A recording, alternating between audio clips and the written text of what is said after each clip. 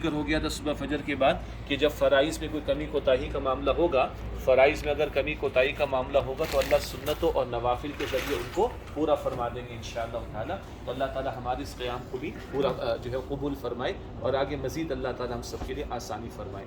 اب ایک بہت بڑا سوال ہے کہ یہاں سے جانے کے بعد کیا کریں گے؟ یہاں سے جانے سے مراد وطن واپسی کی میں بات کر رہا ہوں۔ اگر آپ کو یاد ہو تو شاید ہم نے گفتگو مختلف مواقع پر رکھی ہے، تو یہ نقطہ آیا تھا کہ یہ پورا حج کا سفر کیا ہے؟ یہ آخرت کے سفر کی یاد دہانی ہے، ٹھیک ہے جی۔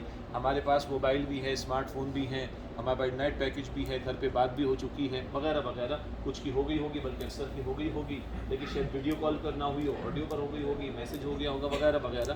لیکن جب ہم سب گھروں کو پہنچیں گے، ہم میں سے اکثر لوگ اپنے بچوں کو چھوڑ کر آئیں، کوئی بیویوں کو بھی چھوڑ کر آئے، جب گھر پہنچیں گے تو بیوی کو دیکھ کر خوشی ہوگی، ماں باپ کو دیکھ کر خوشی ہوگی، بچوں کو دیکھ کر خوشی ہوگی، ایسا ہی ہے کہ نہیں بھائی؟ اچھا، تو یہ پورے سفر حج کو میں عرض کر رہا ہوں کہ یہ آخرت کی یاد دہانی ہے۔ ہم نے اس دنیا سے لوٹ کر جانا ہے کہ نہیں؟ انا للہ و انا الیہ راجعون، ہمیں لوٹ کر اللہ تعالیٰ کی طرف جانا ہے۔ اسی لیے میں نے آج ابھی جو آیات تلاوت کی، میں پہلی آیت یہ تھی سورہ آل عمران کی آیت نمبر 185 ہے کہ کل نفس ذائقۃ الموت، ہر نفس کو موت کا مزہ چکھنا ہے۔ دنیا میں کافر بھی ہیں، مسلمان بھی ہیں، اللہ کو ماننے والے بھی ہیں، اللہ کو نہ ماننے والے بھی ہیں، لیکن موت کا نہ ماننے والا ایک بھی نہیں ہے۔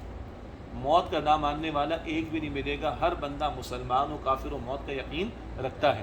تو جب ہم گھروں کو جائیں گے، گھر والوں کو دیکھیں گے، خوشی ہو جائے گی، اپنا گھر دیکھیں گے، خوشی ہو جائے گی، سیٹل ہو جائیں گے انشاءاللہ۔ یہ سوچیں کل اللہ کی طرف لوٹ کر جانا ہے تو کیا وہاں میرے گھر والے میرے ساتھ ہوں گے اور جنت کا گھر مجھے ملے گا اور اس جنت کے گھر میں میرے ماں باپ، میرے بیوی بچے میرے ساتھ ہوں گے؟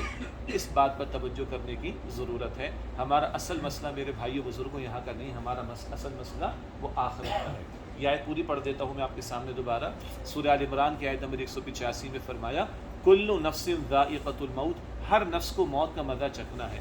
ایک ایسی حقیقت جس کو مسلمان کافر سارے مانتے ہو، موت کی حقیقت، اور کوئی بچا نہیں ہے، ہر ایک دے گیا۔ انبیاء سے بڑھ کر کون اللہ کا مقرب ہوگا؟ مگر انبیاء علیہ السلام بھی دنیا سے چلے گئے، اللہ کے نیک بندے بھی دنیا سے چلے گئے، ہر ایک دنیا سے چلا گیا۔ خدائی کے دعوے کرنے والے فرعون، نمرود جیسے افراد بھی دنیا سے چلے گئے، اور میں نے اور آپ نے بھی بہرحال جانا ہے۔ پتہ نہیں کب موقع آ جائے۔ کل نفس ذائقۃ الموت، ہر نفس کو موت کا مزہ چکھنا ہے۔ وَإِنَّمَا تُوَفَّوْنَ أُجُورَكُمْ يَوْمَ الْقِيَامَةِ، اور تمہیں تمہارے اعمال کا پورا پورا بدلہ دیا جائے گا قیامت کے دن۔ آج جو کہہ رہے ہیں، کر رہے ہیں، سارا ریکارڈ پر ہے۔ یہ دونوں بیٹھے ہوئے کون؟ کرامن کاتبین یعلمون ما تفعلون، یہ معزز لکھنے والے، جو کچھ تم کرتے ہو وہ لکھ رہے ہیں اس کو۔ تو بہرحال یہ سب ریکارڈ پر موجود ہے، جو تم کر رہے ہو اس کا تمہیں بدلہ قیامت کے دن عطا ہوگا۔ آگے فرمایا کہ فمن زحزح عن النار وادخل الجنۃ فقد فاز، جو جہنم کی آگ سے بچایا گیا اور جنت میں داخل کیا گیا وہ کامیاب ہوگا۔ کامیابی کے معیارات وہ ہیں جو دنیا والوں کے ہیں، لیکن اللہ کے ہاں یہ معیار نہیں چلے گا جو بندوں کا معیار ہے۔ جی، بندے کامیاب کسے سمجھتے ہیں مجھے بھی پتہ ہے، آپ کو بھی پتہ ہے، بندے ناکام کس کو سمجھتے ہیں مجھے بھی پتہ ہے، آپ کو بھی پتہ ہے، لیکن اللہ کے ہاں معیار چلے گا کیا؟ جو اس کی اطاعت کی روش لے کر آئے گا، ایمان اور اعمال صالحہ کی محنت لے کر آئے گا، حقوق اللہ، حقوق العباد کو ادا کرنے والی محنت لے کر آئے گا، اس کے لیے کامیابی۔ اصل مسئلہ کیا ہے؟ فمن زحزح عن النار، جو جہنم کی آگ سے بچایا گیا، وادخل الجنت، اور جنت میں داخل کیا گیا، فقد فاز، یقیناً وہ کامیاب ہوا۔ یہاں ہم نے جنت مانگی اللہ تعالیٰ سے، جہنم سے بچنے کی دعائیں کی ہیں، لیکن مستقل معاملہ ہے۔ انبیاء علیہ السلام نے مانگی، نبی علیہ السلام معصوم ہیں، خطاؤں سے پاک ہیں، جی بخشے بخشائیں۔ جنت کا دروازہ سب سے پہلے آپ صلی اللہ علیہ وسلم کے لیے کھولا جائے گا، لیکن اللہ کے رسول علیہ السلام امت کی تعلیم کے لیے فرماتے صبح 7 مرتبہ دعا، اللہم اجرنی من النار، اے اللہ مجھے آگ سے بچا لے۔ وہ معصوم ہو کر اتنی دعا کرتے ہیں، اور شام میں 7 مرتبہ دعا، اللہم اجرنی من النار، اے اللہ مجھے آگ سے بچا لے۔ تو قرآن پاک فرما رہے کہ جو جہنم سے بچایا گیا، جنت میں داخل کیا گیا، یقیناً وہ کامیاب ہوا۔ یہ ہمارا آپ کا اصل معاملہ کہ کل اللہ کے ہاں ہمارے بارے بھی فیصلہ ہو رہا ہے کہ نہیں، کہ جہنم سے بچا کر جنت میں داخل کر دیا جائے۔ آگے فرمایا کہ وَمَا الْحَيَاةُ الدُّنْيَا إِلَّا مَتَاعُ الْغُرُورِ، دنیا کی زندگی دھوکے کے سوا کچھ نہیں۔ کیا دھوکہ ہے؟ انسان بہت کچھ سمجھتا ہے، لیکن جب موت آئے گی تو نہ اس کا اقتدار اس کے ساتھ جانے والا، نہ کرسی۔ دیکھا ہے کسی کے ساتھ اس کی کرسی گئی، اس کا اقتدار گیا ہو، اس کا بینک بیلنس گیا، اس کی جائیدادیں، اس کی خوبصورتی، اس کے عمدہ لباس، اس کے عمدہ مکانات، کچھ نہیں جاتا۔ یہ دنیا کیا ہے؟ اس دھوکے اور فریب کے سوا کچھ نہیں. اس دنیا کی ایک اہمیت اللہ کی نگاہوں میں وہ کیا ہے کہ بندہ ادھر رہ کر کل کی آخرت کی تیاری کر سکتا ہے. ورنہ رہا دنیا کا مال و اسباب کا معاملہ تو حدیث مبارک ایک دنیا اگر اللہ کی نگاہوں میں مچھر کے پر کے برابر بھی ہوتی، جو کچھ دنیا میں کیا کچھ نہیں ہے، رنگینیاں، جائیدادیں، مال، اسباب، اگر دنیا میں جو کچھ ہے اللہ تعالیٰ کی نگاہوں میں اس کی کوئی قدر ہوتی تو اللہ ایک مچھر کے پر کے برابر بھی اللہ کی نگاہوں میں قدر ہوتی تو اللہ کسی کافر کو پانی کا ایک گھونٹ بھی نہ دیتا. اللہ کافروں کو بھی خوب دے رہا، لیکن دنیا میں ان کے لیے، آخرت میں ان کے لیے کچھ نہیں. لیکن ہم مسلمانوں کو بھی یاد رکھنا چاہیے کہ ایمان اگر ہے اور ایمان کے تقاضوں پر عمل ہے تو کل آخرت میں کامیابی مل گی. اگلی بات، کیا یہاں سے لے کر جانا ہے؟ یہاں سے مدینہ شریف بھی جائیں گے اکثر ساتھی، اور وہاں سے پاکستان کی واپسی کا معاملہ ہوگا، یا اس کے برعکس اگر کسی کے بعد جو بھی یہاں سے واپس جا رہے ہیں وطن جائیں گے، کیا لے کر جائیں گے؟ ٹھیک ہے، بچوں کے لیے بھی کچھ چیزیں لے لیں گے، گھر والوں کے لیے بھی کچھ چیزیں لے لیں گے، کچھ شاپنگ بھی کر لیں گے، یہ تو اپنی جگہ ایک معاملہ، اس کی گنجائش ہے، کوئی حرج کی بات نہیں. اصل کیا لے کے جانا ہے؟ میں نے عرض کیا تھا ایک حج مکمل ہو چکا، اس کے ایام تکمیل تک پہنچا چاہتے ہیں، ایک حج اس کے بعد شروع ہو جائے. ایک نماز مصلی پر مکمل ہوتی ہے، ایک نماز مصلی کے بعد شروع ہو جاتی ہے. کیا مطلب؟ نماز کے بعد بھی کس کو بڑا ماننا ہے؟ اللہ کو. نماز کے بعد بھی کس کی ماننی؟ اللہ تعالیٰ کی. نماز میں اللہ اکبر کی تکبیرات کہیں تو باہر بھی اللہ کو بڑا ہونا چاہیے. گھر میں موقع آ جائے خوشی کا تو بڑا کون ہو؟ اللہ. گھر میں غمی کا موقع آ جائے بڑا کون ہو؟ اللہ. گھر میں کوئی فیصلہ کرنے کا معاملہ آ جائے بڑا کون؟ اللہ. دکان پر بڑا کسے ہونا چاہیے؟ اللہ کو. اللہ کے حکم کو بڑا ہونا چاہیے. کاروبار میں اللہ کے حکم کو بڑا ہونا چاہیے. ایسا نظر نہیں آ رہا ہمیں. کاروبار میں جھوٹ بھی چل رہا ہے اور دغا بازی بھی چل رہی ہے اور خیانت کا معاملہ بھی چل رہا ہے اور چیک بھی باؤنس کیے چلے جا رہے ہیں، سیمپل کچھ دکھاتے، سپلائی کچھ کرتے. کیا کر رہے ہیں جی؟ کیا وہاں اللہ کو بڑا مان رہے ہیں؟ اسی طرح پارلیمنٹ اگر ہو لکھا ہوا تو وہاں پر بھی کچھ آیات تو ہے، لیکن کیا پارلیمنٹ میں اللہ بڑا ہے؟ کیا اس زمین پر جو ملک خدا داد پاکستان اللہ تعالیٰ نے عطا فرمائی اللہ کے احکامات نافذ ہیں؟ یہ ہے بہت بڑا سوالیہ نشان. تو ایک نماز مصلی پر مکمل، ایک اس کے بعد شروع، ایک حج یہاں مکمل، ایک حج اس کے بعد شروع. لبیک اللہم لبیک کہتا ہوا آیا. اب پوری زندگی کا لبیک کی جملے بھی پہلے ہمارے سامنے آ چکے ہیں. اچھا، لے جانے میں بہت ساری باتیں ہو سکتی ہیں. ہمارے بعض ساتھیوں نے، ہمارے علماء نے، اہل علم نے بڑی توجہ دلائی. مثلا یہاں فرائض کیا ہیں تو نوافل بھی ادا کر رہے ہیں، تو بھائی اب پوری زندگی نمازوں کی پابندی کا معاملہ تو ہو جائے. کوئی تہجد کا تحفہ لے کر جائے، کس قدر بڑا تحفہ ہے. کوئی سنت رسول علیہ السلام کا تحفہ لے کر چلا جائے تو کس قدر بڑا تحفہ. ہماری کوئی بہنیں بیٹیاں ہیں وہ فاطمہ الزہرا رضی اللہ تعالی عنہا کی چادر کا تحفہ یہاں سے لے کر جائیں، اماں عائشہ صدیقہ رضی اللہ تعالی عنہا کی حیا کا تحفہ یہاں سے لے کر جائیں، یہ کس قدر بڑا تحفہ ہوگا جی انشاءاللہ تعالی. کوئی نیکی کا عمل، فرض فرائض تو پورے ادا کرنے، کوئی ایسے اعمال. بعض ساتھیوں نے کہا بھی سگریٹ کے پینا کیسا ہے حالت احرام میں؟ تو ہم نے کہا نہ حالت احرام میں اچھا ہے نہ حالت احرام کے باہر اچھا ہے. چھوڑو، جان چھوڑاؤ بھائی اس سے، ٹھیک ہے. اللہ توفیق عطا فرمائے. مجھے نہیں پتا یہاں پر کون ہے کون نہیں ہے، میں تو جنرل کر کے ایک بات کر رہا ہوں آپ کے سامنے. تو لے کے جانے والی یہ چیزیں ہیں: فرائض کی پابندی کا معاملہ، گناہوں سے بچنے کا معاملہ، حرام سے بچنے کا معاملہ، نافرمانی سے بچنے کا معاملہ. چھوٹے چھوٹے معاملات میں مسائل پوچھ رہے ہیں نا جی، جو مجھے معلوم ہوتا ہے میں فوراً بتا دیتا ہوں، معلوم نہیں ہوتا میں ذرا کتاب دیکھ کر اور 2-4 علماء کی ویب سائٹس ان کو دیکھ کر بتا دیتا ہوں. صبح ایک معاملہ ذرا سی بات پوچھ رہے ہیں نا، بہت اچھی بات ہے. یہ ذرا سی بات ہے تاکہ میرا حج اچھا ہو جائے، میرا حج کامل ہو جائے، میرا حج مکمل ہو جائے، میرے حج کے اندر کوئی کمی نہ رہ جائے. اب زندگی بھر کے معاملات کے اندر یہ پوچھ کر چلنا کہ اس معاملے میں اللہ تعالیٰ کا حکم کیا ہے، اس معاملے میں اللہ کے نبی صلی اللہ علیہ وسلم کی سنت کیا ہے. ایک اور انداز سے میں آپ کے سامنے رکھوں، ثم لتسألن یومئذ عن النعیم. ابھی ہمارے ایک بھائی بیٹھے ہوئے وہ گورنمنٹ کے پیکج کے اندر آئے ہوئے ہیں، وہ اپنے احوال سنا رہے تھے. یہاں دیکھ کے تو کہہ رہے بڑا ماشاءاللہ زبردست ماحول ہے. میں نے کہا اس سے میں آگے ہو کر آیا ہوں اور زبردست ماحول ہے. وہاں پیزا بھی چل رہا ہے اور شاور میں بھی چل رہے ہیں اور یہ بھی چل رہا ہے وہ بھی چل رہا ہے. بس اس سے آگے میں کچھ نہیں کہنا چاہ رہا، لیکن یہ بھی بات ذہن میں رہے. تھوڑی دیر پہلے صبح یا دوپہر میں کسی وقت بات ہو رہی تھی کہ جب پیٹ بھرا ہوتا ہے تو مستیاں سوچتی ہیں.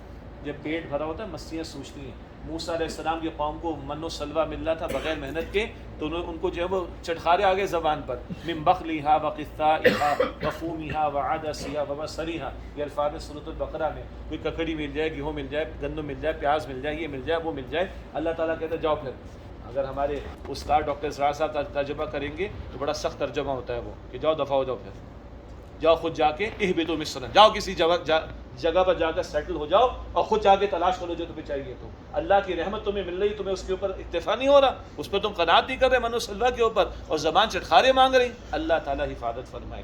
یہ آسائشوں کا بڑھ جانا کبھی کبھی کبھی کبھی ناشکری کی طرف لے جاتا ہے. اللہ تعالیٰ حفاظت فرمائے. ایک واقعہ یاد آ گیا مجھے، بڑا عجیب واقعہ، امام احمد بن حنبل کا رحمۃ اللہ علیہ، مشہور واقعہ سب کو یاد ہوگا. ایک مسئلہ تھا خلق قرآن کا، ذرا وہ مسئلہ ٹیکنیکل ہے، تفصیل میں نہیں جا رہے. امام احمد بن حنبل رحمۃ اللہ علیہ نے اس پر استقامت کا مظاہرہ کیا. یہ جو ہمارے ائمہ ہیں نا، امام ابو حنیفہ رحمۃ اللہ علیہ، امام مالک رحمۃ اللہ علیہ، امام شافعی رحمۃ اللہ علیہ، امام احمد بن حنبل رحمۃ اللہ علیہ، ان کو اللہ تعالیٰ نے ایسے قبول نہیں کیا میرے بھائی. اللہ تعالیٰ نے ان کی قربانیاں امت کے لیے، ان کی قربانی صرف علم کے میدان میں نہیں، ان کی قربانیاں جہاد کے میدان میں بھی ہیں، استقامت کے میدان میں بھی ہیں، کلمہ حق بیان کرنے کے میدان میں بھی ہیں. سارا زور ان پر تھا، مگر اس مسئلے پر وہ اپنی رائے پر قائم رہے. اور بتایا جاتا اس قدر ان کو مارا جاتا تھا، اس قدر کوڑے برسائے جاتے تھے، اس قدر ان پر جو ہے وہ ان کو اوپر مسائل کے پہاڑ توڑے جاتے تھے کہ اگر ہاتھی جیسے جانوروں کو بھی مارا جاتا نا، اتنا تو شان مر جاتا. اور اللہ تعالیٰ نے امام احمد بن حنبل رحمۃ اللہ علیہ کو استقامت عطا فرمائی. سعودی عرب میں جو فقہی مسائل چلتے ہیں نا، یعنی لیگلی، وہ فقہ حنبلی چلتی ہے. ٹھیک ہے، سعودی عرب کے اندر فقہ حنبلی چلتی. خیر، یہ تو خالی آپ کی معلومات کے لیے. امام صاحب پر یہ دور گزر گیا اللہ کے فضل و کرم سے. اس کے بعد حالات بدلے. اس کے بعد والا جو خلیفہ آیا وقت کا، وہ ذرا ان کا عقیدت مند تھا، ان کے ساتھ اچھا سلوک اس نے کیا. کچھ تحفے کے طور پر اشرفیوں کی تھیلی بھجوا دی، کچھ ذرا جواہرات وغیرہ جو بھی. امام صاحب نے اشرفیوں کی تھیلی دیکھی تو ان کی آنکھوں سے آنسو جاری ہو گئے. سنیے گا دل کے کانوں سے، ان کی آنکھوں سے آنسو جاری ہو گئے. کہنے لگے اللہ، وہ آزمائش آسان تھی جس میں تو کچھ لے رہا تھا. جان جاتی نا میری. اللہ، وہ آزمائش آسان تھی جس میں تو کچھ لے رہا تھا. اللہ، یہ آزمائش مشکل ہے جس میں تو مجھے کچھ دے رہا ہے. ہمارے بزرگوں، ہمارے اسلاف کا یہ معاملہ رہا. حلال سے اللہ کی نعمتیں ملیں، ٹھیک ہے، بندہ استفادہ بھی کرے اور اللہ کا شکر ادا کرے، لیکن اس کے اندر کھو نہ جائے، اس کے اندر کھو نہ جائے.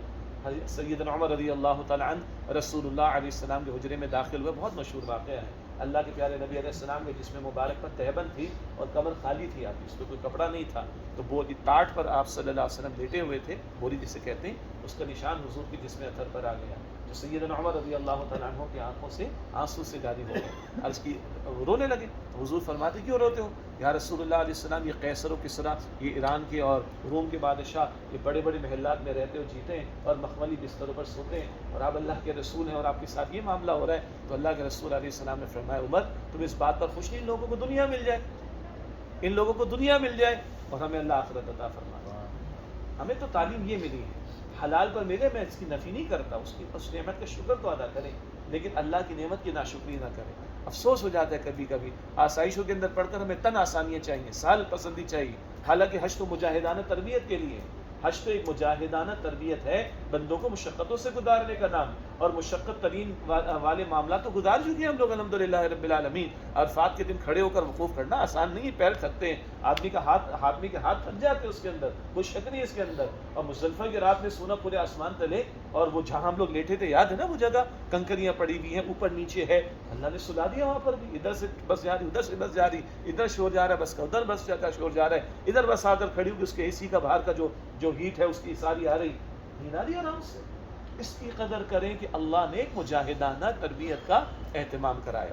تو یہاں سے کچھ نہ کچھ لے کر جانا ہے، یہ سوغات روحانیت والی لے کر جانی ہے، اللہ تعالیٰ کو منا کر جانا ہے. اور پھر وہ بات کہ پوری زندگی تلبیہ کا معاملہ، پوری زندگی حج والی کیفیت کا معاملہ، پوری زندگی اللہ تعالیٰ اور اس کے رسول علیہ السلام کی تعلیمات پر عمل کا معاملہ. پھر میں نے بارہا ذکر کیا، آپ حضرات واقف ہو کن باتوں کا میں نے ذکر کیا. ہم چھوٹے لوگ نہیں ہیں، ہم نبی اکرم صلی اللہ علیہ وسلم کی امتی ہیں، اور اللہ نے دین مکمل فرما کر ہمیں عطا فرمایا. اس کے لیے ایک آیت بار بار تلاوت کی گئی پچھلے دروس میں بھی، سورۃ البقرہ کی آیت نمبر 208، یا ایھا الذین آمنوا ادخلوا فی السلم کافہ، اے ایمان والو اسلام میں پورے کے پورے داخل ہو جاؤ. ولا تتبعوا خطوات الشیطان، شیطان کے نقش قدم کی پیروی نہ کرو. انہ لکم عدو مبین، بے شک وہ تمہارا کھلا دشمن ہے. اب یہ پورے کا پورا اسلام کیا ہے؟ اس میں ایمانیات بھی ہیں، توحید بھی ہے، رسالت بھی ہے، آخرت بھی ہے. اس میں عبادات بھی، نماز، زکوٰۃ، روزہ سب شامل ہے. اس میں معاملات بھی ہیں، اس میں خوشی غمی کے مواقع بھی ہیں. مسلمان کے گھرانے میں شادی ہو تو لگے کہ مسلمان کے گھر میں شادی ہو رہی ہے، یہ نہیں کہ آزاد ہو جائے. میت بھی اگر گھر میں آ جائے تو پتہ چلے مسلمان کے گھر میں کسی کی میت کا معاملہ ہوا ہے. اسی طرح حقوق العباد کا معاملہ ہے، ماں باپ کے ساتھ کیا معاملات ہیں، وہ تو ہماری جنت اور جہنم ہے حدیث مبارک کے مطابق. بیویوں کے ساتھ ہمارا کیسا سلوک ہے. اسی حجۃ الوداع کے خطبے میں حضور نے فرمایا تھا صلی اللہ علیہ وسلم اتقوا اللہ فی نسائکم، اپنی بیویوں کے بارے میں اللہ تعالیٰ سے ڈرتے رہنا. بیویوں کو کہا گیا کہ شوہروں کی فرما برداری کی روش اختیار کریں. پھر اولاد اللہ نے عطا فرمائی، جہاں اس کی جسم کی ہم جو ہے وہ حفاظت کرتے ہیں، اور اس کی جسمانی پرورش کی کوشش کرتے ہیں، وہاں اس کی روحانی پرورش کی کوشش کرنا، اس کو اللہ کی بندگی میں لانے کی کوشش کرنا، جہنم سے بچانے کی کوشش کرنا، اللہ سے جوڑنے کی کوشش کرنا، یہ بھی ہماری ذمہ داری میں داخل. معاملات میں حلال کمانا، حرام سے بچنا، گناہوں سے اپنے آپ کو بچانا، معاملات میں حلال کے اوپر اکتفا کرنا، حرام سے اپنے آپ کو بچانا، یہ بھی شامل ہے. معاملات کے اندر لین دین بھی شامل ہے، معاملات کے اندر قرض کے معاملات بھی شامل ہیں. خدا نہ خواستہ کسی کا قرض دے کر بیٹھیں، حدیث مبارک میں آتا ہے کہ شہید کے سارے گناہ معاف ہو جاتے سوائے قرض کے. اللہ اکبر. شہید کے سارے گناہ معاف ہو جاتے، قرض شہید کا بھی معاف نہیں ہوتا. اور ہمارے لوگ کہتے ہیں وہ وعدہ ہی کیا جو وفا ہو جائے، اور وہ قرض ہی کیا جو ادا. یہ ہم کہتے ہیں، اللہ تعالیٰ پوچھے گا وعدے کے بارے میں بھی، اور اللہ تعالیٰ کے ہاں شہید کے حوالے سے بھی ذکر. حضور نے فرما دیا صلی اللہ علیہ وسلم بخشش نہیں ہے اس کی جب تک اس کا قرض ادا نہ ہو جائے. ان معاملات کا بہتر اخلاقیات کا میدان. آج ہم گورے ہیں نا اس حوالے سے، آج ہم لائن بھی سیدھی نہیں کر سکتے. آج ہم حج کے موقع پر بھی دیکھ لیتے ہیں کس طرح ایک دوسرے کا حق مان لیا جاتا ہے، کس طرح ایک دوسرے کو تکلیف پہنچا دی جاتی ہے. اللہ تعالیٰ حفاظت فرمائے. یعنی میٹھی میٹھی باتوں کے ساتھ یہ باتیں بھی ہمیں سننی چاہیے کہ ہماری ذات دوسروں کے لیے تکلیف کا باعث تو نہیں بن رہی. اس اعتبار سے معاملات میں اخلاقیات بھی آ جائیں گے. اور اللہ کے نبی صلی اللہ علیہ وسلم نے ارشاد فرمایا کہ جزاک اللہ، قیامت کے دن مجھے سب سے زیادہ پسند وہ ہوں گے اور مجھ سے سب سے زیادہ قریب وہ ہوں گے جن کے اخلاق اچھے ہوں. اور قیامت کے دن مجھے سب سے زیادہ ناپسند وہ ہوں گے اور مجھ سے سب سے زیادہ دور وہ ہوں گے جن کے اخلاق برے ہوں گے. ایسی بہت ساری باتیں دین کی تعلیم کے اعتبار سے زندگی کے تمام امور کے لیے. اور اللہ تعالیٰ فرماتے پورے کے پورے اسلام میں داخل ہو جاؤ. لیکن اس سے اگلی باتیں بیان نہیں ہوتی. ہمارا دین جہاں گھر کی زندگی عطا کرتا ہے، عبادات کی زندگی عطا کرتا ہے، معاملات کی زندگی بتاتا ہے، اخلاقیات کی زندگی بتاتا ہے، وہاں اجتماعی معاملات زندگی کے لیے بھی رہنمائی دیتا ہے. آج کے الفاظ میں کہیں تو ایک ہمارا پولیٹیکل سسٹم ہوتا ہے، ایک ہمارا اکنامک سسٹم ہوتا ہے، ایک ہمارا سوشل سسٹم ہوتا ہے. اسی کے اندر آ جائے جوڈیشری بھی آ جائے گی، ایجوکیشن بھی آ جائے گا، سب کچھ. یہ جو زندگی کے اجتماعی پہلو ہیں، اللہ کا دین ان کے لیے بھی رہنمائی عطا کرتا ہے. جب حجۃ الوداع کے موقع پر وہ آیت آ گئی الیوم اکملت لکم دینکم، سورہ مائدہ کے شروع میں، آج کے دن میں نے تمہارے لیے تمہارے دین کو مکمل فرما دیا. تو اب دین مکمل ہے زندگی کے تمام گوشوں کے لیے. یہ نہیں کہا جا سکتا کہ مسلح کے لیے دین موجود ہے، پارلیمنٹ کے لیے نہیں. یہ نہیں کہا جا سکتا کہ بھائی شادی بیاہ کے لیے دین موجود ہے، اکنامک سسٹم کے لیے، معیشت کے نظام کے لیے قطعاً نہیں. اللہ تعالیٰ کا دین معاشرت کے لیے، معیشت کے لیے، سیاست کے لیے بھی رہنمائی دیتا ہے. معاشرت کے معاملات میں تہوار بھی آ جائیں گے، معاشرت کے معاملے میں حیا کا اہتمام بھی آ جائے گا، معاشرت کے معاملے میں سیگریگیشن آف سیکسز کی بات بھی آ جائے گی. مرد اور عورت کا آزاد اختلاط کا معاملہ نہ ہو. شرم اور حیا کے حوالے سے شریعت نے جو حفاظت کے احکامات دیے ہیں، وہ نگاہوں کی حفاظت، پردے کے احکامات وغیرہ، وہ بھی اس میں آ جائیں گے. معیشت کے اندر سود حرام ہے تو حرام ہے، اور اللہ اس کے رسول علیہ السلام سے جنگ کے مترادف ہے. یہ جو ہم آواز بلند کرتے اس کی وجہ کیا ہے؟ کوئی جرم ایسا نہیں جس پر اللہ تعالیٰ نے قرآن پاک میں یہ کہا ہو. نماز کے ترک کرنے پر نہیں کہا جو کہ بہت بڑا جرم ہے، زکوٰۃ کے ترک کرنے پر نہیں فرمایا جو کہ بہت بڑا جرم، لیکن سود کے معاملات پر فرمایا کہ اگر نہیں چھوڑتے تو اللہ تعالیٰ اس کے رسول سے جنگ کے لیے تیار ہو جاؤ. کم سے کم ذاتی حیثیت پہ تو بندہ چھوڑے، اور اجتماعی سطح پر کیا کریں؟ اجتماعی سطح پر کوئی محنت ہونی چاہیے، جد و جہد ہونی چاہیے. 75 برس پہلے پاکستان کاہے کو ہم نے لیا تھا؟ اس لیے لیا تھا کہ یہاں اللہ کی شریعت نافذ ہو. ہم میں سے اکثر جو کراچی کے ساتھی ہیں، مجھ سمیت، ان میں سے ان کے اب باپ دادا کاہے کو ہجرت کر کے آئے تھے؟ اس لیے آئے تھے کہ یہاں پر اللہ کی شریعت کو نافذ کریں گے. آج یہ قرض ہمارے کاندھوں پر ہے. اگلی بات بھی تلخ ہے، وہ بھی سن لیجئے، بڑی سخت بات ہے قرآن پاک میں. افتؤمنون ببعض الکتاب وتکفرون ببعض، تم کتاب کا ایک حصہ مانتے ہو، ایک حصہ نہیں مانتے. یعنی کچھ احکام پر عمل کرتے ہو، کچھ احکام پر عمل نہیں کرتے. فما جزاء من يفعل ذلك منكم الا خزي في الحیاۃ الدنیا، جو تم میں سے تقسیم کر دے، کچھ باتوں کو مانے کچھ کو نہ مانے، اس کی سزا اس کی سوا کیا ہوگی کہ ذلت اور رسوائی ہو دنیا میں. وَيَوْمَ الْقِيَامَةِ يُرَدُّونَ إِلَىٰ شَدِّ الْعَذَابِ، اور قیامت کے دن ایسے لوگوں کو شدید عذاب میں لوٹایا جائے. یہ بھی قرآن پاک کی آیت ہے، البقرہ کی آیت نمبر 85 ہے. کچھ احکامات پر عمل، پس منظر میں یہود کا ذکر ہے اور اب ہمارے لیے رہنمائی ہے. کچھ احکامات پر عمل ہو رہا ہے، کچھ پر عمل نہیں ہو رہا. یہ اللہ کے ہاں قابل قبول نہیں ہے، اس پر دنیا میں ذلت اور رسوائی ہوگی. آج ہمارا کیا حال ہے؟ آج دنیا میں ہماری حیثیت کیا ہے؟ ہم سب کو معلوم ہے آج دنیا کے اندر کیا حیثیت ہے مملکت خداداد پاکستان کے پاسپورٹ کی. آج ہمارے معاملات کدھر کھڑے، مجھے کچھ کہنے کی ضرورت نہیں، لیکن اس آیت کریمہ کو پڑھیں کچھ مانتے ہو کچھ نہیں مانتے، انفرادی زندگی میں کچھ نیکیاں ہیں، اجتماعی معاملات میں اگر اللہ کی شریعت نافذ نہیں ہے تو پھر اللہ کہتا ہے کہ ذلت اور رسوائی دنیا میں ہوگی اور قیامت کے دن شدید عذاب میں لوٹائے جائیں گے۔ اس کے لیے جد و جہد کرنا، کوئی محنت ہو، کوئی اجتماعیت میں آپ کی شریک ہو اور دین کی دعوت کا کام بھی کرنا، بار بار میں نے ذکر کیا، اور دین کے قیام کی جد و جہد کرنا، یہ ذمہ داری ہمارے کاندھوں پر ہے تاکہ ہم اپنی معذرت اللہ کے سامنے پیش کر سکیں۔ حدیث شریف میں آتا ہے نا، بدی کو دیکھو تو اپنے ہاتھ سے بدل دو، اگر اس کی طاقت نہیں تو زبان سے بدلو، اور اگر اس کی بھی طاقت نہیں تو دل میں برا جانو، لیکن یہ ایمان کا کمزور ترین درجہ ہے۔ وہ محنت کرنا ہمارے کاندھوں پر ہے، اللہ کے دین پر عمل کرنے کی کوشش، اللہ کے دین کی دعوت دینے کی کوشش، اور اللہ کے دین کو قائم و نافذ کرنے کی جد و جہد کے اعتبار سے۔ تو یہ ہے جو میں نے صرف مختصر رکھنا چاہا کہ اس پورے فکر کے ساتھ ہم وطن کو لوٹیں، اس پوری احساس کے ساتھ وطن کو لوٹیں کہ تو ہمیں اللہ کی طرف لوٹ کر جانا ہے، اپنی ذات اور اپنے گھر کی بھی فکر کرنی، اپنے معاملات اور معمولات کو اللہ کے رسول علیہ السلام کی تعلیم کے قریب سے قریب تر لانا ہے، یہاں سے کچھ تحفے ہمیں لے کر جانے جو زندگی بھر کا ہمارا ایسٹ ہو، زندگی بھر کا ہمارا سرمایہ ہو۔ اور ایک بات اس پر توجہ ابھی تک نہیں ہو سکی، اللہ تعالیٰ کی کتاب، ہم نماز میں قرآن پاک پڑھتے ہیں، ہم نماز میں قرآن پاک کی تلاوت سنتے ہیں، ہم ماشاءاللہ قرآن پاک کی تکمیل بھی کر رہے ہیں، کچھ لوگوں کا شاید آج یا کل میں کوئی تکمیل بھی ہو جائے گی انشاءاللہ تعالیٰ، تلاوت قرآن کی بات کر رہا ہوں، لیکن ہمارے بھائیوں بزرگوں ہم میں سے عظیم اکثریت کو نہیں معلوم کہ قرآن پاک میں کیا لکھا ہے، اور ہم پڑھے لکھے لوگ ہیں، ہم مالدار بھی ہیں، پڑھے لکھے بھی ہیں، دنیا کے اعتبار سے اسٹرانگ بھی ہیں، اللہ نے بڑا ہم پر فضل فرمایا۔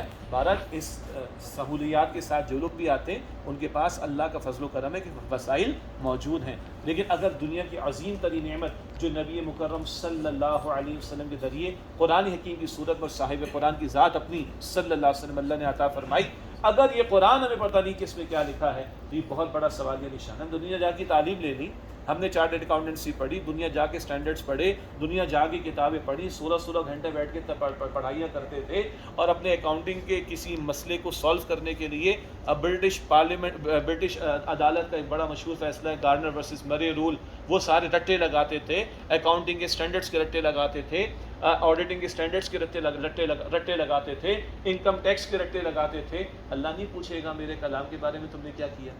تو اللہ کا شکر ہے کہ اللہ تعالیٰ نے توفیق دے دی اس طرف آنے کی، ورنہ اللہ کو کیا جواب دیتے مرنے کے بعد؟ دنیا جہاں کی تعلیم حاصل کی، ماں کی گود سے انگریزی نہیں سیکھی تھی، ہم تو پیلے اسکول کے پڑھے ہوئے تھے، ہمیں کہا کہ میاں آگے ساری تعلیم انگریزی کے اندر ہوگی، انگریزی سیکھنا پڑے گی، تو انگریزی سیکھی تاکہ آگے ساری ہائر ایجوکیشن جو انگریزی میں حاصل کر سکیں۔ تو دنیا کی سب سے ہائیسٹ ایجوکیشن تو قرآن حکیم میں، اللہ تعالیٰ نہیں پوچھے گا اس کے بارے میں۔ اس میں ہماری گزارش یہ ہے جس عالم پر آپ کو اعتبار ہو، میرے استاد ڈاکٹر اسرار صاحب رحمۃ اللہ علیہ، آپ کو ان سے اتفاق ہے، ان کا قرآن کا ترجمہ پڑھ لیں، تشریح پڑھ لیں، سن لیں، سب کچھ آڈیو میں، ویڈیو میں، ریٹن میں موجود ہے۔ نہیں ڈاکٹر اسرار صاحب سے بھی اتفاق نہیں، کریں کسی اور کا پڑھ لیں، کوئی کسی سے تو اتفاق ہوگا۔ تو جس عالم پر اعتبار ہے، میں تو کھلے دل سے کہتا ہوں قرآن کا ترجمہ کھولو بھائی، قرآن کی تشریح کھولو، قرآن کی تفسیر کھولو، پھر اللہ توفیق دے تو اور آگے بڑھے انشاءاللہ تعالیٰ، پتہ تو چلے کہ اللہ تعالیٰ ہم سے کیا چاہتا ہے۔ کس قدر لطف آئے کہ اگر مجھے پتہ ہو کہ میں سورہ فاتحہ میں کیا تلاوت کر رہا ہوں، امام تلاوت کر رہے تو مجھے سمجھ میں آنا شروع ہو جائے، جو صورتیں مجھے یاد ہے مجھے سمجھ میں آنا شروع ہو جائیں، تو پھر قرآن کی برکات اور ہم محسوس کریں گے انشاءاللہ تعالیٰ۔ یہ قرآن پاک ہے جس کو چھوڑنے کی وجہ سے آج ہماری معیشت کا بیڑا غرق ہے۔ قرآن پاک کہتا ہے وَمَنْ أَعْرَضَ عَنْ ذِكْرِي فَإِنَّ لَهُ مَعِيشَةً ضَنْكَ، سورہ طٰہٰ کی آیت نمبر 124 میں ہے، جس سے میرے ذکر، اور ذکر سے یہاں مراد قرآن حکیم لیا گیا، میرے قرآن کو چھوڑ دیا، میرے قرآن سے اعراض کیا، اس کی معیشت تنگ کر دوں گا۔ معیشت کا حال کیا مجھے اور آپ کو پتہ ہے نا، کچھ کہنے کی ضرورت ہے؟ اور آگے اللہ فرماتا ہے وَنَحْشُرُ يَوْمَ الْقِيَامَةِ أَعْمَىٰ، اور قیامت کے دن ایسے لوگوں کو میں اندھا بنا کر کھڑا کروں گا۔ استغفر اللہ۔ وہ کہے گا اللہ تو نے اندھا کیوں بنایا؟ اللہ فرمائے گا میری آیات تیرے پاس آئیں، تو نے میری آیات کو فراموش کیا، آج میری رحمت سے میں تجھے دور کر دوں گا۔ یہ اس قدر جرم ہے اس امت کا، اس قدر عظیم نعمت اللہ نے دی۔ جارج برنارڈ شاہ کا نام آپ نے سنا ہوگا۔ برنارڈ شاہ کہتا ہے کہ when I read the Holy Quran, there is no better book than the Holy Quran in the world, but when I see the Muslims, there is no worse nation than the Muslims in the world. استغفر اللہ۔ تماچا مارا اس نے، بہت بڑا مفکر گزرا ہے کہ جب میں قرآن پڑھتا ہوں اس سے بہترین کوئی کتاب نظر نہیں آتی، مگر جب میں مسلمانوں کو دیکھتا ہوں ان سے بدترین تو قوم ہے۔ استغفر اللہ۔ اللہ ہماری اس کوتاہی کو معاف کرے۔ تو قرآن پاک کے ساتھ تعلق، قرآن کی تجوید بھی درست ہو، درست پڑھنا بھی سیکھنا ہے، اور قرآن کا ترجمہ تشریح پڑھیں، سنیں، اہل علم سے رابطہ رکھیں، اور اللہ توفیق دے قرآن پاک کی زبان کو بھی سیکھیں۔ اتنی عربی اگر آ جائے کہ درمیان سے ترجمے کا بیریئر ہٹ جائے تو قرآن پاک کی تاثیر اور بڑھ جائے گی انشاءاللہ۔ آخری بات عرض کرتا ہوں، اور وہ میں نے سفر حج کے دوران بار بار ذکر کی ہے، نبی اکرم صلی اللہ علیہ وسلم کی سیرت مطہرہ کا مطالعہ کرنا۔ ہم مکہ مکرمہ میں ہیں ابھی بھی الحمدللہ، تو میں نے عرض کیا تھا کہ مکی زندگی کی کچھ واقعات ہمارے سامنے رہیں۔ آگے مدینہ شریف سب نہیں جانے یا کچھ ہو گیا آگے؟ سب نہیں جانے، سب نہیں جانے انشاءاللہ، الحمدللہ ساتھ ساتھ ہوں گے تو ذکر کرتے رہیں گے انشاءاللہ تعالیٰ۔ ایک مرتبہ یاد ہے ایک بیان ہم نے کیا تھا، نبی اکرم علیہ الصلوۃ والسلام کی اسوہ سے 100 جھلکیاں، تو ایک سفر حج میں الحمدللہ ساتھیوں کی ترتیب بن گئی تھی، تو ہم نے بیٹھ کر وہ ساری 100 جھلکیاں حضور کی سیرت سے ہم نے سمجھنے کی کوشش کی۔ موقع ہوگا تو کچھ کوشش کر لیں گے انشاءاللہ۔ تو مدینہ شریف میں جب ہوں تو حضور کی سیرت بھی سامنے رہے، اور ہاں کیا کچھ بیتا ہے وہاں پر وہ بیان کر دیں گے انشاءاللہ۔ یعنی جب بس میں اگر ہوں گے تو سفر مدینہ شریف میں بیان ہو جائے گا بعد میں بھی، اور پھر یہ کہ حضور نے اللہ اکبر کبیرہ اس امت کی خاطر کس قدر درد فیل کیا ہے، کس قدر حضور نے تکلیفیں اٹھائیں، کس قدر حضور نے مصائب اٹھائیں، تب جا کے مجھ پر اور آپ تک اللہ کا دین پہنچا۔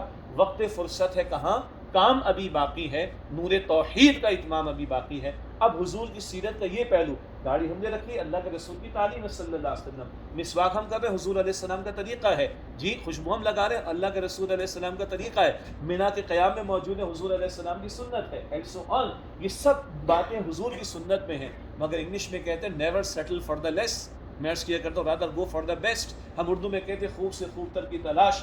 تو 23 برس کی خوب ترین سنت کیا ہے؟ 23 برس کی خوب ترین سنت کیا ہے؟ وہ ہے طائف کی گلیاں بھی، احد کا میدان بھی، جہاں دعوت دین کا عمل بھی ہے اور اللہ کے دین کی جد و جہد کا معاملہ بھی ہے۔ اس پہلو سے بھی اللہ کے رسول علیہ الصلوۃ والسلام کی سیرت کو سامنے رکھنا اور آپ کی حیات طیبہ کی 23 برس کے مشن کو سامنے رکھنا، یہ ہے جو ہمیں یہاں سے لے کر جانا ہے انشاءاللہ تعالیٰ۔ اللہ تعالیٰ مجھے بھی توفیق دے، آپ کو بھی توفیق عطا فرمائے، اللہ تعالیٰ ہم سب کا بیٹھنا قبول فرمائے، اور آئندہ اور اللہ تعالیٰ آسانی عطا فرمائے۔ سفر کو اللہ ایسا مبارک فرما دے کہ زندگی کی آخری سانس تک اس سفر کی جو برکات ہیں محسوس کریں، اور جو یہاں مانگ رہے ہیں، سیکھ رہے ہیں، سمجھ رہے ہیں، ان پر اللہ تعالیٰ مجھے اور آپ کو عمل کرنے والا بنا دے۔ اللہ تعالیٰ ہم سب کے لیے آسانی فرمائے۔ دعا بسم اللہ الرحمن الرحیم، یا ذا الجلال والاکرام، یا ارحم الراحمین، یا رب السماوات والارض، یا مالک الملوک، یا اکرم الاکرمین، اللہم صلی علی محمد وعلی آل محمد وبارک وسلم۔ ربنا تقبل منا انك انت السميع العليم وتب علينا انك انت التواب الرحيم۔ اے اللہ ہم تیرا شکر ادا کرتے ہیں، اے اللہ تیری قدر بے شمار نعمتیں ہیں، تو نے خود فرمایا ہے وَإِن تَعُدُّوا نِعْمَةَ اللَّهِ لَا تُحْصُوهَا، اگر تم اللہ کی نعمتوں کو شمار کرنا چاہو بھی تو شمار نہیں کر سکتے۔ اے اللہ اس قدر تو نے مادی نعمتیں بھی دی ہیں، روحانی نعمتیں بھی دی ہیں، اے اللہ ہم تیرا شکر ادا کرتے ہیں۔ اے اللہ ہمارے بس میں نہیں کہ ہم تیرا شکر ادا کر سکیں، اے اللہ اس ادا کرنے کو اپنی بارگاہ میں قبول فرما۔ اے اللہ اپنے فضل سے ہمارے ماں باپ کی، ہماری بیوی اور ہماری اولاد کی، ہمارے بزرگوں اور ہمارے جوانوں اور بچوں کی، اور اے اللہ تمام مسلمانوں کی مغفرت فرما دے۔ اے اللہ ہمارے صغیرہ کبیرہ گناہوں کو معاف فرما دے، اے اللہ کوتاہیاں ہو جاتی ہیں، اللہ اپنے فضل سے معاف فرما دے، ہمیں سچی پکی توبہ کی توفیق عطا فرما۔ اے اللہ تو نے قرآن پاک میں فرمایا توبوا الی اللہ توبۃ نصوحا، اے ایمان والو سچی اور پکی توبہ کرو۔ اے اللہ ہمیں واقعتاً سچی پکی توبہ کی توفیق عطا فرما۔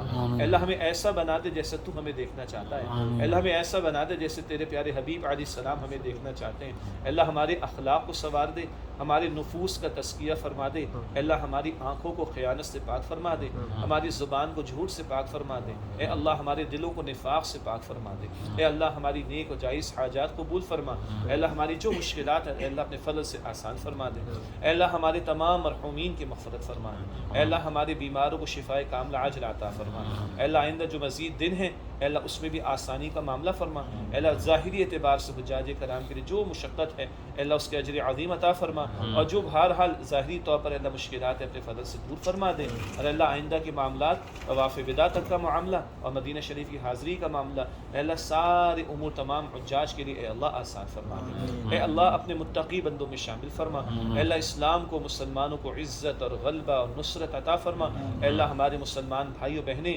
جہاں جہاں مظلوم پریشان ہیں، خواہ کشمیر میں ہو، فلسطین میں ہو، شام میں ہو، برما میں ہو، اے اللہ پردہ غیب سے ان کی مدد فرما، اے اللہ تیرے وہ بندے جو تیرے دین کی دعوت کے کام میں، تیرے دین کے قیام کی جد و جہد میں لگے ہوئے، تیری راہ میں جہاد کرنے میں لگے ہوئے ہیں، اے اللہ ان کی مدد فرما، اور ہمیں بھی ایسے لوگوں میں شامل فرما، اے اللہ ہمیں نفس کی شرارتوں سے شیطان کے حملوں سے اور دجال کے فتنے سے محفوظ فرما۔ اے اللہ امت کو امت والا کام کرنے کی توفیق عطا فرما۔ اے اللہ ہمیں امت کا درد عطا فرما۔ اے اللہ جو درد تیرے پیارے حبیب علیہ السلام کے سینے مبارک میں تھا، اے اللہ اس درد کا کچھ حصہ ہمیں عطا فرما۔ اے اللہ امت کے لیے اے اللہ محنت کی توفیق عطا فرما۔ اے اللہ اپنے مخلص اپنے چنے ہوئے بندوں میں شامل فرما دے۔ اے اللہ دین سے محبت عطا فرما۔ اے اللہ دین کو سیکھنے کی، دین پر عمل کی، دین کو دعوت دینے کی اور دین کے قیام کی جد و جہد کی توفیق عطا فرما۔ اے اللہ ہم بھٹکے ہوئے ہیں، اے اللہ فرقوں میں بٹے ہوئے ہیں، اے اللہ ہمارے اندر آپس میں نفرتیں پیدا ہو گئی، اے اللہ نفرتوں کو دور کر دے، اے اللہ اس تفرقے کو دور کر دے، اے اللہ امت کو جوڑ عطا فرما دے، اے اللہ امت کو قرآن پاک کی نسبت سے اور صاحب قرآن صلی اللہ علیہ وسلم کی نسبت سے، اے اللہ اپنی ذات کی نسبت سے اے اللہ جوڑ دے، اے اللہ ہمیں جوڑنے والوں میں شامل فرما، اے اللہ جو توڑنے والے ہیں اے اللہ ان کی سازشوں کو ناکام کر دے، اے اللہ ظاہری اور خارجی، ظاہری اور باطنی جو شرور ہیں اے اللہ ان سے ہماری حفاظت فرما، اے اللہ مملکت خدا داد پاکستان کی حفاظت فرما، اے اللہ تیرے بندے بڑی مشکلات کے اندر ہیں، اے اللہ آسانی کا معاملہ فرما، اے اللہ عافیت کا معاملہ فرما دے، اے اللہ ہمارے گناہوں پر ہماری پکڑ نہ فرما، اے اللہ ہمارے گناہوں پر ہماری پکڑ نہ فرما، اے اللہ تیرے نام پر، تیرے پیارے حبیب علیہ السلام کے نام پر ہم نے یہ مملکت خدا داد حاصل کی، اے اللہ ہمارے بزرگوں کا جو قرض اور فرض ہمارے کاندھوں پر ہے اللہ ان کو ادا کرنے کی توفیق عطا فرما، اے اللہ تیری دو انگلیوں کے درمیان بندوں کے دل ہیں، اے اللہ ہمارے عوام کے دلوں کو ہدایت کی طرف پھیر دے، ہمارے حکمرانوں کے دلوں کو ہدایت کی طرف پھیر دے، اے اللہ بہت زیادہ مشقتوں میں، مشکلات میں، اے اللہ اخلاق کا بیڑا غرق ہو چکا ہے، اے اللہ معیشت کا بٹا بیٹھ چکا ہے، اے اللہ معاشرت تباہ ہو چکی ہے، اے اللہ سیاست برباد ہو چکی ہے، اے اللہ تو ہی ہے علی کل شیء قدیر، اے اللہ تیرے لیے ان حالات کو بدل دینا کوئی مشکل نہیں، اے اللہ تیرے نبی علیہ السلام کی حدیث ہے، تو نے یہ فرمایا ہے کہ سارے کے سارے جنات اور سارے کے سارے انسان ایک چٹیل میدان میں کھڑے ہوں اور سب کے سب لوگ سوال کریں اور اللہ تو ان سب کو ان کے مانگنے کے مطابق عطا کر دیں، اللہ تیرے خزانے میں کوئی کمی نہیں آئے، اللہ تو خود فرماتا ہے تیرے خزانے میں کوئی کمی نہیں آئے گی، بس اتنا کہ تو نے فرمایا، تیرے رسول علیہ السلام نے ہمیں بتایا کہ کوئی سوئی انگلی جو ہے وہ سمندر میں ڈال کر دیکھے کہ کتنا پانی لگ کر آیا، اللہ تیرے خزانوں میں کوئی کمی نہیں، اللہ تو پاکستان کیا اللہ سارے عالم کے مسائل کو حل فرما سکتا ہے، اللہ ہماری مشکلات کو دور کر دے، اللہ آسانی کا معاملہ فرما دے، اللہ امن کا معاملہ فرما دے، اللہ رحمتوں کا معاملہ فرما دے، اللہ برکتوں کا معاملہ فرما دے، اے اللہ رزق میں برکت عطا فرما، اولاد میں برکت عطا فرما، اوقات میں برکت عطا فرما، مال میں برکت عطا فرما، معاملات میں برکت عطا فرما، اے اللہ آخرت کا طلبگار بنا دے، اے اللہ تیری جنت تو نے سجائی ہے، اے اللہ تو نے قرآن پاک میں اس کا ذکر فرمایا، اللہ تیرے حبیب نے تیری جنت کی تعریفیں کی ہیں، تیرے حبیب نے تیری جنت کی وضاحتیں فرمائی، اللہ یقین عطا فرما دے، اللہ یقین عطا فرما دے، اے اللہ ہم سب کو جنت الفردوس عطا فرما دے، اللہ اس کا طلبگار بنا دے، اے اللہ اس کا طلبگار بنا، اے اللہ ہم سب کو اپنی رضا عطا فرما، اے اللہ اپنا دیدار عطا فرما، یا اللہ اپنا دیدار عطا فرما، یا اللہ اپنا دیدار عطا فرما، ہمیں جنت الفردوس میں ملا دے، ہمیں جنت الفردوس میں ملا دے، یا اللہ جہنم سے بچا، یا اللہ ہم دنیا کی گرمی برداشت نہیں کر سکتے، جہنم کی گرمی بہت شدید ہے، اللہ ہمیں جہنم سے آزاد فرما، یا اللہ جہنم سے آزاد فرما، یا اللہ جہنم سے آزاد فرما، یا اللہ جہنم سے آزاد فرما، یا اللہ ہم سب سے راضی ہو جائے، یا اللہ ہم سب سے راضی ہو جائے، یا اللہ ہم سب سے راضی ہو جائے، صلی اللہ علی النبی الکریم وعلی آلہ واصحابہ اجمعین برحمتک یا ارحم الراحمین، السلام